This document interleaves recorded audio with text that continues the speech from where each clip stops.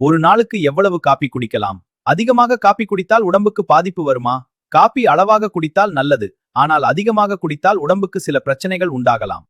காபியில் இருக்கும் முக்கியமான பொருள் கஃபீன். இந்த கஃபீன் மூளை விழிப்புணர்வு அதிகரிக்கும், தூக்கம் குறைக்கும், உடலை சுறுசுறுப்பாக வைத்திருக்க உதவும். அதனால்தான் காபி குடித்த பிறகு பலருக்கு சுறுசுறுப்பு அதிகமாக இருக்கும். ஒரு நாளுக்கு எவ்வளவு காபி குடிக்கலாம்?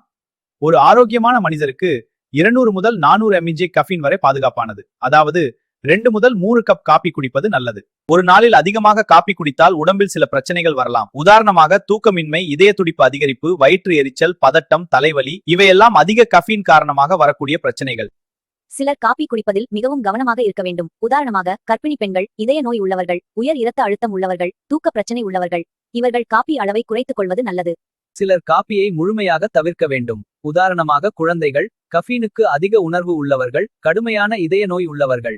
இவர்கள் காபி குடிக்காமல் இருப்பது பாதுகாப்பானது.